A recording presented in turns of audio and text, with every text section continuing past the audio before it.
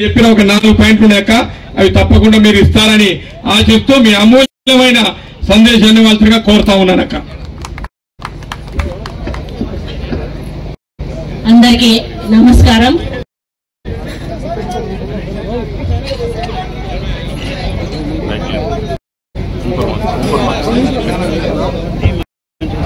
ఈరోజు అచ్చంపేట శాసనసభ్యులు సోదరులు వంశీకృష్ణ గారు ఇక్కడ ఉమామహేశ్వర దేవస్థానం యొక్క పాలక సభ్యుల సమావేశం ఉంటుంది, ప్రమాణ స్వీకారం ఉంటుంది. వాళ్ళను మీరు వచ్చి మీ చేతుల మీదుగా ప్రమాణ స్వీకారం చేస్తే బాగుంటుందని వారు కోరడం జరిగింది. వారి కోరిక మీదకు మరి ఈరోజు స్వామి గారే నన్ను ఇక్కడికి రప్పించుకున్నారని అనుకుంటా ఉన్నాను. ఎందుకంటే మరి ఎప్పుడు కూడా నేను ఇక్కడికి వస్తానని అనుకోలేదు. మరి ఈరోజు ఒక దేవాదాయ శాఖ మంత్రిగా నాకు అవకాశం రావడం, మరి ఈ పాలక వర్గానికి ప్రమాణ స్వీకారం చేయించడానికి నేను రావడం నాకు చాలా సంతోషంగా ఉంది. మరి ఈ కార్యక్రమంలో పాల్గొన్న మన ఎమ్మెల్సీ సోదరులు దామోదర్ రెడ్డి గారికి, మరి మన తమ్ముడు శివసేన రెడ్డి గారికి, ఇప్పుడే ప్రమాణ స్వీకారం చేసినటువంటి మరి మాధవరెడ్డి గారికి, పాలక మండలిలో ఉన్నటువంటి ప్రతి ఒక్క సభ్యులకు, ఈ మరి ఎండోమెంట్ డిపార్ట్మెంట్ వాళ్ళకి, ఆర్డీఓలకి, ఇతర మరి అధికారులకు, వేదిక మీద కూర్చున్నటువంటి నాయకులకు, మరి ముందు వరుసలో కూర్చున్నటువంటి ప్రతి ఒక్కరికి, మరి ఇక్కడ పాలక మండలి నుంచి వచ్చిన వాళ్ళ చుట్టాలకి, అక్క చెల్లెళ్లకు, అన్న తమ్ములకు, ముఖ్య నాయకులకు, కార్యకర్తలకు, అభిమానులకు, మరి ఇదంతా కూడా ప్రజలకు మధ్యలోకి తీసుకెళ్లేటువంటి మా పత్రికా మిత్రులందరికీ కూడా నా హృదయపూర్వక నమస్కారం. మరి అవకాశం అనేది అందరికీ రాదు. ఒక గ్రామంలో ఒక 2000-3000 ఓట్లు ఉంటే ఒక్కరే సర్పంచ్ అవుతారు. మరి ఒక వార్డుకు ఒక 500-600 ఓట్లు ఉంటే ఒక్కడే వార్డు మెంబర్ అవుతాడు. ఒక నియోజకవర్గంలో 1,00,000 ఓట్లు ఉంటే ఒక్కడే ఎమ్మెల్యే అవుతాడు. మరి ఒక రాష్ట్రంలో ఎంతమంది ఎమ్మెల్యేలన్నా కూడా ఒక్కడే ముఖ్యమంత్రి అవుతాడు. అంటే అదేంటి అంటే మనకు దేవుడిచ్చినటువంటి అదృష్టం. అది ఇంతమంది నుంచి మనల్ని పిక్ చేసుకొని మనల్ని ఈ స్థాయికి తీసుకొచ్చాడు అంటే మనకు ఒక బాధ్యత, మన మీద ఒక నమ్మకం, మనకు విశ్వాసము, ఏదో సంథింగ్ మనకు ఒకటి ఉంటేనే ఈ రోజు మనం ఈ స్థాయి వరకు రాగలుగుతాం. ఈ రోజు నాకు ఒక దేవాదాయ శాఖ వచ్చింది అంటే దేవుడికి నాకు సేవ చేసుకోమని చెప్పి దేవుడే నన్ను మరి ఆ శాఖను నాకు ఇప్పించాడు అనేటువంటి ఒక భావన నాలో ఉంటుంది. అదే పద్ధతిలో ఈరోజు చైర్మన్ గారు కూడా అయ్యారు అంటే అది మామూలు విషయం కాదు. మీరు ఇంతమంది ఉన్నారు, ఈ రోజు ఆయన చైర్మన్ అయ్యాడు అంటే ఏరుకోరి ఆయనను చైర్మన్ గా దేవుడు ఆయన దగ్గరికి రప్పించుకున్నాడు అంటే ఆయన సేవ చేయించుకోవడానికి రప్పించుకున్నాడు. ఇప్పుడు ఈ రోజు అన్న ఎమ్మెల్యే అయ్యాడు అని అంటే ఇంత రెస్పాన్సిబిలిటీ తోటి ఆయన భుజాల మీద వేసుకొని ఎందుకు తిరుగుతున్నాడు? మీరందరూ ఆయన మీద నమ్మకంతో గెలిపించారు కాబట్టి మీరు నమ్మకాన్ని వమ్ము చేయకుండా ఆయన ఆరాట పడతా ఉన్నాడు. ప్రతిదీ కూడా నేను చెయ్యాలి, అభివృద్ధి చేయాలి, ఆ తపన అనేది అందరిలో కూడా ఉండాలి. చాలా మంది ఏం చేస్తారంటే అధికారం రాగానే ప్రజలను మర్చిపోతారు. ప్రజలను మర్చిపోయినప్పుడు ప్రజల్లో ఒకలాంటి వ్యతిరేకత వస్తుంది. వాళ్ళు ఎలక్షన్లకు పోతే ఎలక్షన్లు అప్పుడే కనపడతారు, మధ్యలో కనపడరు అనేటువంటి ఒక భావన వచ్చినప్పుడు ప్రజలు ఇంకొకరి కోసం ఎదురు చూస్తారు. ఆహా, ఈ వ్యక్తితో మాకు కాదు, వేరే కొత్త వాళ్ళు వస్తే మాకు వస్తుందని. ఇప్పుడు ఈ 10 సంవత్సరాలు మీరు చూశారు, టీఆర్ఎస్ ప్రభుత్వం ఏదో చేస్తుంది, కేసీఆర్ ఏదో చేస్తాడు, తెలంగాణని ఏదో ఉద్ధరిస్తాడు అని మనం చూసి చూసి చూసి విసుగొచ్చి మీకు ఏమర్థమైంది? ఆఖరికి తెలంగాణ ఇచ్చిన కాంగ్రెస్ పార్టీకి అధికారం ఇస్తేనే తెలంగాణ బాగుపడుతుందని నమ్మారు.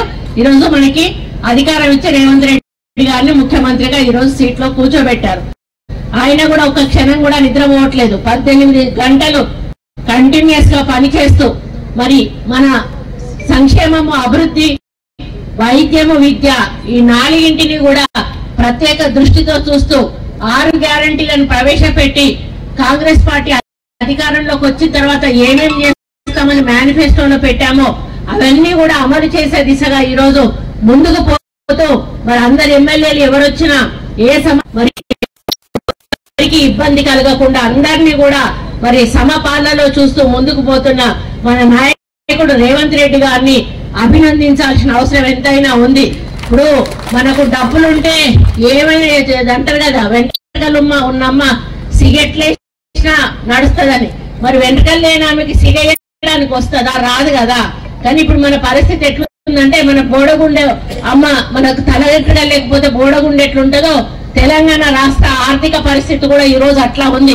అయినా కూడా నెగ్గుకు రావడం అంటే అది మామూలు విషయం కాదు. మరి లాభాల బాటలో ఉన్న తెలంగాణను ఈరోజు లక్షల కోట్ల నష్టాల్లోకి కూరుకుపోయేటట్టు చేసి అప్పుల పాలు చేసి ఆ పైసలు ఏమన్నా ఉపయోగపడ్డాయా అంటే అటు కాళేశ్వరం గట్టి కూలగొట్టిండు, ఇటు మిషన్ భాగీరథ పెట్టి ఇది పోయింది.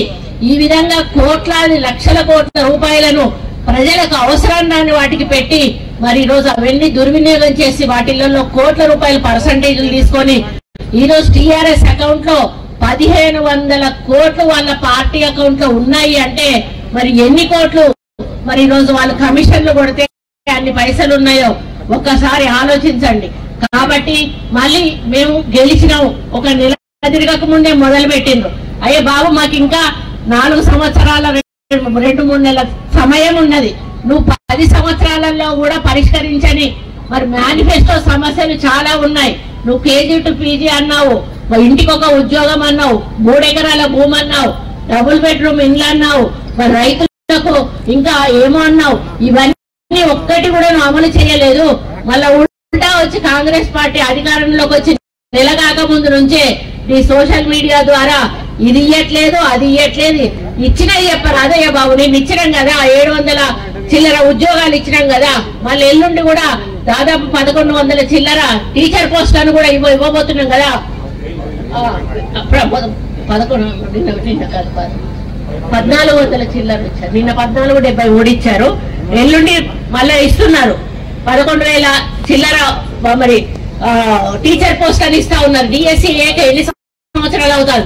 ఇప్పటి వరకు మన ప్రభుత్వం వచ్చే దగ్గర నుంచి దాదాపు 30 నుంచి 40,000 ఉద్యోగాలను మేము భర్తీ చేశాము. మరి తెలంగాణ రాష్ట్రంలో 10 సంవత్సరాల్లో మీరు ఒక్క ప్రభుత్వ ఉద్యోగం అన్నా భర్తీ చేశారా? మరి అది మీరు ప్రశ్నించుకోక ఇస్తున్న దాన్ని ఇస్తున్నారని చెప్పకుండా అన్ని ఒకసారి చేయలేము కదా. ఈ రోజు మనం ఒక ఇల్లు కట్టుకున్నాం అనుకోండి, కొన్ని రోజులు గోడ పునాది వేస్తాము, తర్వాత గోడ కట్టుకుంటాం, తర్వాత అది లింటల్స్ వేసుకుంటాం, తర్వాత స్లాబ్ వేసుకుంటాం, ఆ తర్వాత మనకు చేతనైతే ప్లాస్టరింగ్ చేసుకుంటాం. మరి దగ్గర డబ్బులు లేకపోతే మొదలు గృహప్రవేశం చేసుకుని తర్వాత ఒకసారి బండలు వేసుకుంటాం, ఒకసారి ప్లాస్టరింగ్ చేసుకుంటాం, ఒకసారి మనకు ఫర్నిచర్ వర్క్ చేసుకుంటాం. మరి ఆ విధంగా ప్రభుత్వం కూడా మా ఆర్థిక సమస్యలను దృష్టిలో పెట్టుకొని ఒక్కొక్క ఏదైతే మేము ఇచ్చామో మేనిఫెస్టోలో వాటిని అమలు చేసుకుంటూ వెళ్తుంది. అన్ని ఒక్కసారి అమలు చేయడం దేవుడి తరం కూడా కాదు. ఆ విషయం తెలుసు టీఆర్ఎస్ వాళ్లకు, తెలిసి కూడా కావాలని ప్రజల్లో కాంగ్రెస్ పార్టీని పలచన చేయాలి, బట్టగలిచి మీద వేయాలి, మరి ప్రజల్లో వ్యతిరేకత రావాలి. అప్పుడే వ్యతిరేకత వస్తే నువ్వే నుంచి గద్దె మీదకి వస్తావు? నీకు వచ్చే అవకాశం ఉందా గద్దె మీదకి? ఇంకా 4 సంవత్సరాలు అయితే మేమే కదా పరిపాలించాలి. ఇప్పటి నుంచే ఎందుకు నువ్వు నోరేసుకొని బయటపడి అనవసరంగా నీ మైండ్ ఖరాబ్ చేసుకుంటున్నావు? కాబట్టి ఒకటే ఆలోచించు కేటీఆర్, నువ్వు అనుకున్నంత మరి అన్యాయం ఇక్కడ ఎక్కడా జరగట్లేదు. ఈ కాంగ్రెస్ పార్టీ పూర్తిగా పేదల పక్షాల, పేదల అభివృద్ధి కోసం, పేదల సంక్షేమం కోసం, విద్య వైద్యం కోసం అన్ని రంగాల్లో ముందుండాలని చెప్పి ఈ రోజు మేము ముందుకెళ్తా ఉన్నాం. సిలిండర్స్ ఇచ్చాము, 200 యూనిట్ల విద్యుత్ ఇచ్చాము, మరి అదేవిధంగా 10 లక్షల రాజీవ్ ఆరోగ్యశ్రీ ఇచ్చాము, మరి అదేవిధంగా ఇంకా చాలా అమలు బస్సు ఉచిత బస్సు మహిళలకు ఇచ్చాము, రైతు రుణమాఫీ ఇచ్చాము, ఈ సిలిండర్ కూడా 500కి ఇచ్చాము. ఇవన్నీ కూడా ఇచ్చుకుంటూ పోతానే ఉన్నాం. వాటి మీద ఎంత భారం పడుతుందో ప్రభుత్వం మీద మీకు తెలుసా? 1000 కోట్ల రూపాయల భారం ఈ రోజు పడతా ఉంది. మీ ఒక్క జిల్లాది ఒకసారి క్యాలిక్యులేషన్ చేసి ఎమ్మెల్యే గారిని నేను ఒకసారి ప్రెస్ మీట్ పెట్టి మీరు చెప్పండి అన్న, మీ యొక్క జిల్లాలో బస్సుకి ఎంత ఖర్చు అయింది ఇప్పటి వరకు, మీకు సిలిండర్లకు ఎంత ఖర్చు అయింది, రైతు రుణమాఫీకి ఎంత ఖర్చు అయింది, ఆరోగ్యశ్రీకి ఎంత ఖర్చు అయింది, ఇవన్నీ నేను ఎందుకంటే రివ్యూలు పెడతా ఉన్నా కదా. ఒక్కొక్క జిల్లాకి వెళ్ళినప్పుడు వాటి మీద ఎంత ఖర్చు అవుతుందంటే కోట్ల రూపాయల్లో ఖర్చు అవుతుంది. అదంతా కూడా ప్రభుత్వం భరిస్తుంది. కాకపోతే ఇక్కడ జరిగేది ఏంటంటే డైరెక్ట్ గా మీ చేతికి అందడం లేదు. ఏదున్నా కూడా మీరు బస్సు ఎక్కుతున్నారు, బస్సు దిగుతున్నారు, అది మీ చేతికి పైసలు అందట్లేదు. రైతు రుణమాఫీ అకౌంట్లలో పడిపోయింది, అది మీ చేతికి అందడం లేదు. ఈ రోజు సిలిండర్ ఇస్తే మీ అకౌంట్లలో సబ్సిడీ పడిపోతుంది, అది మీ చేతికి అందడం లేదు. ఆరోగ్యశ్రీ ద్వారా మీరు వైద్యం తీసుకుంటే హాస్పిటల్ అకౌంట్ లో పడిపోతున్నాయి, అది మీ చేతికి అందడం లేదు. ఈ విధంగా ఉండడం వల్ల ప్రజల్లో మాకు ప్రభుత్వం నుంచి డబ్బులు ఏవి రావట్లేదని ఒక భావన కల్పించే ప్రయత్నం ఈరోజు టీఆర్ఎస్ పార్టీ చేస్తా ఉంది. కానీ అది 100% తప్పు. ఈరోజు ప్రభుత్వం లక్షల కోట్ల రూపాయలు భరించి ఈ సంక్షేమ కార్యక్రమాలు నిరుపేదలకు అందాలనే లక్ష్యంగా కంకణం కట్టుకొని ముందుకెళ్తున్న విషయాన్ని నేను ఈ సందర్భంగా గుర్తు చేస్తా ఉన్నాను. కాబట్టి అరే తాను జడేటోడు జడక అందరినీ ఎడగొడతాడట. నువ్వు చెడిపోయిండు, మీరు ఎట్లాగో టీఆర్ఎస్ వాళ్ళు మొత్తం చెడిపోయిండ్రు, మంచిగా ఉన్న ప్రజలను ఎందుకు మీరు ఎడగొడతారు? మీకు చేతనైతే మాకు సలహాలు ఇవ్వండి, సూచనలు ఇవ్వండి, ఇది ఇట్లా చెయ్యండి అని మాకు చెప్పండి. అందులో ఒకవేళ మంచి ఉంటే తప్పకుండా స్వీకరిస్తాము, ఆ మంచిని అమలు చేసే ప్రయత్నం చేస్తాము, చెడు ఉంటే ఏదైనా సరిదిద్దుకునే ప్రయత్నం చేస్తాము. అంతేగాని మీలాగా డిక్టేటర్ పాలన మాత్రం మేము చెయ్యము అని చెప్పి తెలియజేస్తా ఉన్నాను. అయ్యా, ఒక ముఖ్యమంత్రిగా నువ్వు సెక్రటేరియట్ కు రాలేదు కేసీఆర్, ఒక ముఖ్యమంత్రిగా నువ్వు ఎన్నడూ ప్రజల మధ్యకి రాలేదు. మరి ఈ రోజన్నా ప్రతిపక్ష నాయకుడిగా ఒక రోజన్నా వస్తావంటే ప్రతిపక్ష నాయకుడిగా రావు. ఈ రోజు నేను మెదక్ ఇన్ఛార్జిని. మెదక్ ఇన్ఛార్జ్ లో గజ్వేల్ లో కళ్యాణ లక్ష్మి ఉన్న షాదీ ముబారక్ చెక్కులు పంపిణీ చేయాలి. అన్న చెక్కులు పంపిణీ చేయాలంటే మీ సంతకం కావాలి కదనే, ఎమ్మెల్యే సంతకం కావాలి కదా. ఇప్పటి వరకు ఆయన సంతకం పెట్టలే. వందల చెక్కులు అడవి పడినాయి. అంటే కేసీఆర్ సంతకం పెడితే చెక్కులు తయారైతాయి ఆ పేపర్ల మీద. మరి ఆయన పెట్టాడు, వీళ్ళకి చెక్కులు రావు. మరి ఏం పరిపాలన? కనీసం మీ నియోజకవర్గ ప్రజల గురించి అయినా నువ్వు ఆలోచించాలి కదా. మరి అటువంటి పరిపాలనతో మరి ఈ రోజు ఆ నాయకుడిని పెట్టుకుని టీఆర్ఎస్ వాళ్ళేదో పెద్ద మేము చాలా అబ్బురంగా తీర్చిదిద్దాం తెలంగాణను, దాన్ని వచ్చి కాంగ్రెస్ పార్టీ వాళ్ళు చెడగొడుతున్నారు అనేటువంటి పద్ధతిలో మాట్లాడడం కరెక్ట్ కాదు అని తెలియజేస్తా ఉన్నాను. కాబట్టి మీరు చెడగొట్టిన తెలంగాణను బాగు చేసే దిశగా ఈ రోజు రేవంత్ రెడ్డి గారు ముందుకెళ్తా ఉన్నారు. కాబట్టి మరి ప్రజలందరి ఆశీర్వాదంతో అందరితో మరి ప్రతి దాంట్లో కూడా చిన్నది కూడా వదిలిపెట్టకుండా చూస్తూ ముందుకెళ్తా ఉన్నాం. కాబట్టి మరి సహకరించండి, సహకరించే లేకపోతే నోర్లు మూసుకొని ఇంట్లో కూర్చోండి. కానీ దయచేసి ప్రజల మధ్యకు వచ్చి ప్రజలను రెచ్చగొట్టి వాళ్ళకు చిచ్చులు పెట్టి ఈ రోజు law and order problem create చేసే పని మాత్రం దయచేసి చెయ్యొద్దు అని టిఆర్ఎస్ నాయకులకు నేను తెలియజేసుకుంటూ కాంగ్రెస్ నాయకులందరికీ ఒక్కటే విజ్ఞప్తి చేస్తా ఉన్నా. ఈ రోజు మనకు 10 సంవత్సరాల తర్వాత అధికారం వచ్చింది కదా. మరి అధికారం వచ్చే వరకు కొట్లాడినాం, కానీ అధికారం వచ్చినాక కొంచెం చల్లబడ్డాం. ఎందుకంటే 5 ఏళ్ళు మనకు అధికారం ఉంటదని. కానీ ఇది కరెక్ట్ కాదు. ఇప్పుడే మనం యాక్టివ్ గా పనిచేయాలి. మన ప్రభుత్వం ఏం చేస్తా ఉంది, ఏమేం కార్యక్రమాలు చేస్తా ఉంది, ఎవరెవరికి పోతా ఉన్నాయి, ఇవన్నీ కూడా మీరు ఇంటింటికి ఏ వాడవాళ్ళు ఆ వాడకెళ్ళి ఇది మా ప్రభుత్వం వల్ల ఇది వచ్చింది మీకు, కాబట్టి కాంగ్రెస్ ప్రభుత్వం ఇందిరమ్మ రాజ్యాన్ని అందిస్తుంది అని చెప్పాల్సిన అవసరం మీకు ఉందని తెలియజేస్తా ఉన్నాను. 6 గ్యారెంటీల్లో వచ్చే పథకాల గురించి కానీ ఇప్పుడు మనం స్మార్ట్ కార్డు కూడా ఇప్పుడే మన ముఖ్యమంత్రి గారు ఓపెన్ చేశారు. ఆ స్మార్ట్ కార్డు ఇప్పుడు ఏదో మనం పైలట్ ప్రాజెక్ట్ గా ఒక 2 డివిజన్ అట్లా తీసుకున్నాం. కానీ ఇంకా రాబోయే రోజుల్లో ఇది సక్సెస్ అయితే ఇందులో ఏమైనా లోపాలు ఉంటే సరిదిద్ది మళ్ళీ మొత్తం అందరికీ 100% అన్న పేద ధనిక వర్గం అనేది ఉండదండి. ఆధార్ కార్డు ఎట్లనో ఈ రేషన్ కార్డు కూడా మన జనాభా లెక్క తెలిపేటువంటి ఒక కార్డు అన్నట్టు. ఆ కార్డును అందరికీ కూడా అందించాల్సిన బాధ్యత మన మీద ఉంది. అటువంటిప్పుడు ప్రతి ఒక్క నాయకుడు కూడా ఆ యొక్క ఆఫీసర్ల వెంట వెళ్లి ప్రతి ఇంటికి కూడా వెళ్లి వాళ్ళ వివరాలను మీరు రాయించి ఇది మన ప్రభుత్వం ఇస్తుంది ఈ కార్డు అని చెప్పాల్సిన బాధ్యత మీ అందరి మీద ఉంది. సోషల్ మీడియా ఉన్నటువంటి వాళ్ళందరూ కూడా యాక్టివ్ గా ఉండాల్సిన అవసరం ఉంది. ఎందుకంటే ఈరోజు అభూత కల్పనలు సోషల్ మీడియాలలో చేసి దాన్ని వైరల్ చేసి ఈరోజు రాక్షసానందం పొందుతున్న టీఆర్ఎస్ పార్టీకి కనీసం మనం చేస్తున్న పనులైనా కూడా ప్రజలకు తెలియజెప్పే విధంగా ప్రచారం చేసి మన ప్రభుత్వాన్ని ప్రజల్లో ఉంచాల్సిన బాధ్యత మీ అందరి నాయకుల మీద సోషల్ మీడియా మీద కూడా ఉందని తెలియజేసుకుంటూ మళ్ళీ ఇక్కడ మీ ఎమ్మెల్యే గారు గెలిస్తే ఇప్పుడు 4 పనులు చేస్తా ఉన్నాడు. మరి గతంలో ఎవరున్నారో నాకు తెలియదు, కానీ ఇప్పుడు మళ్ళీ ఇటువంటి నాయకుడిని గెలిపించుకుంటే మళ్ళీ మీకు పనులు అవుతాయి. కాబట్టి అటువంటి నాయకుడిని గెలిపించుకోవాలంటే మీరు యాక్టివ్ గా ఉండాలి. ఈరోజు మీరు లేని మేము లేము. కార్యకర్తే ఈరోజు మాకు అండా దండ. గెలిచినా ఓడినా కూడా మీ యొక్క సహకారంతో ఈ రోజు మేము ఇక్కడ ఉన్నాం. ఈ రోజు ఒక మంత్రిగా నేను ఇక్కడ నిలబడ్డానంటే అది కొండా సురేఖ గొప్పతనమో, కొండా మురళి గొప్పతనమో కాదు, మమ్మల్ని నమ్మి నడిపించిన నాయకుల గొప్పతనం, మమ్మల్ని నడిపించిన కార్యకర్తల గొప్పతనం.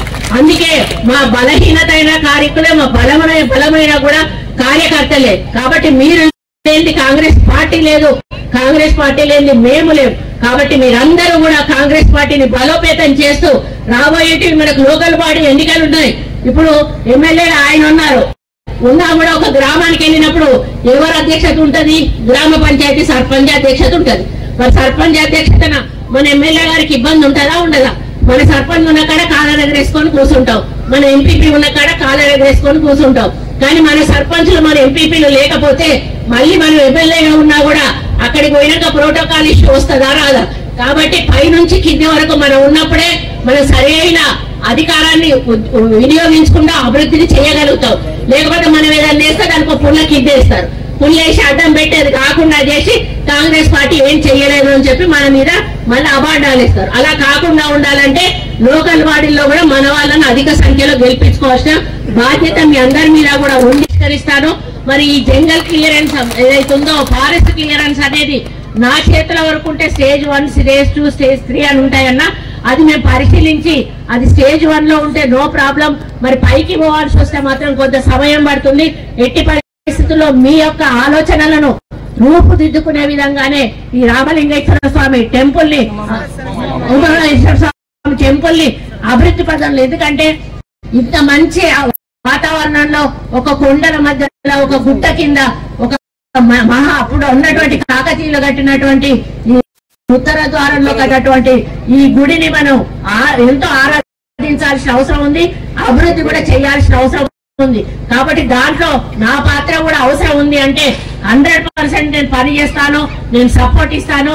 అవసరమైతే ఒకసారి tourism department, forest department, endowment department అధికారులతో వచ్చి ఒకసారి ఇక్కడ అంతా కూడా మేము పర్యవేక్షించి ఏ విధంగా ప్రపోజల్స్ పెడితే బాగుంటుందో ఆలోచించి మరి మీ అచ్చంపేటను ఒక మంచి టూరిస్ట్ ప్రదేశంగా తీర్చిదిద్దడానికి మేము కృషి చేస్తామని. ఎందుకంటే ముఖ్యమంత్రి గారు కూడా eco tourism, forest tourism, temple tourism ఇవన్నిటిని కూడా వారు ప్రోత్సహిస్తా ఉన్నారు. తప్పకుండా ఆ దిశగా మీ నియోజకవర్గాన్ని ముందుకు తీసుకెళ్తామని తెలియజేసుకుంటూ మరి ఈరోజు ప్రమాణం స్వీకారం చేసిన ప్రతి ఒక్కరికి కూడా ఒక్కటే విజ్ఞప్తి చేస్తా ఉన్నాను. ఈరోజు దేవుడికి సంబంధించిన కార్యక్రమంలో మీరు భాగం కాబోతా ఉన్నారు. కాబట్టి నిర్మలమైన మనసుతోటి అసూయ ద్వేషాలు లేకుండా దేవుణ్ణి మరి మంచి అభివృద్ధి పదంలో నడిపించే విధంగా వచ్చే భక్తులకు అసౌకర్యాలు కలగకుండా వారికి కావాల్సిన సౌకర్యాలు కల్పిస్తూ మరి మన ఇంటికి అతిథి ఎట్లా వస్తే ఎట్లాగైతే చూసుకుంటామో గుడికి వచ్చే భక్తుల్ని కూడా మన అతిథిలా చూసుకొని ఇక్కడికి వస్తే మంచి దర్శనం జరిగింది, మాకు మంచి మర్యాద జరిగింది అని వీళ్ళు వెళ్ళి బయట చెప్పుకుంటే 10 మందికి పాకితే ఆ 10 మంది ఇంకో 10 మందికి చెప్తే మీ యొక్క మరి దేవుళ్ళ దగ్గరకు వచ్చే భక్తుల సంఖ్య పెరుగుతుంది. కాబట్టి మీరందరూ కూడా ఏకతాటి మీద ఉండి మరి దేవుడి యొక్క మరి అభివృద్ధి చూసుకుంటూ భక్తుల సౌకర్యాలు చూసుకుంటూ మంచి మనసుతో ముందుకు పోతారని ఆశిస్తూ మీ అందరికీ మళ్ళీ ఒకసారి శుభాకాంక్షలు తెలియజేస్తూ సెలవు తీసుకుంటా ఉన్నాను. జై హింద్.